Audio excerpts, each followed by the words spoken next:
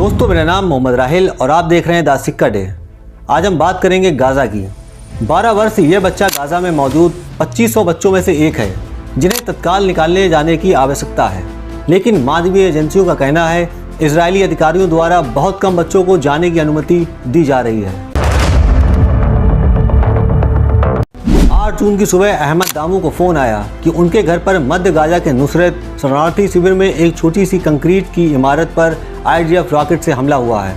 जब वह अपने घर के बचे हुए हिस्से में वापस लौटते हैं तो उनको पता चलता है कि उनका परिवार मलबे के नीचे दबा हुआ है। एक एक करके उसके पड़ोसियों ने शवों को मलबे से बाहर निकाला। मरने वालों में दमू के ससुराल वाले और उसके 2 बच्चे जिसमें 13 वर्ष हाला और मोहन्नद शामिल थे, जो मारे जाने के समय लिविंग रूम में खेल रहे थे। उसकी पत्नी आरजी और बच्चा तला को गंभीर चोटें आई थीं, लेकिन वे अभी भी जीवित थे।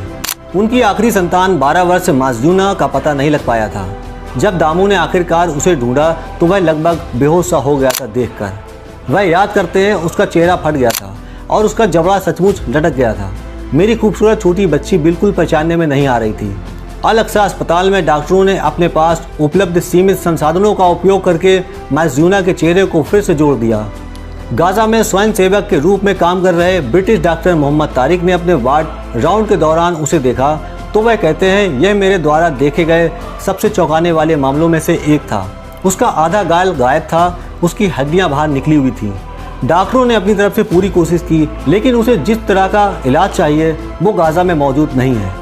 जून से ही परिवार और FAJR साइंटिफिक, जो गाज़ा और पश्चिमी तट में फिलिस्तीनियों को मुफ्त चिकित्सा सेवा प्रदान करने वाला एक अमेरिकी गैर लाभकारी संगठन है, जो माजूना को इलाज के लिए अमेरिका ले जाने का प्रयास किया है, जहां उसे उपचार के लिए सर्जन मौजूद हैं। गाज़ा में मानवीय मामलों के लिए जिम्मेदार इजरायली सैन्य निकास ने बिना किसी स्पष्टीकरण के 5 बार उनके अनुरोधों को अस्वीकार कर दिया गया।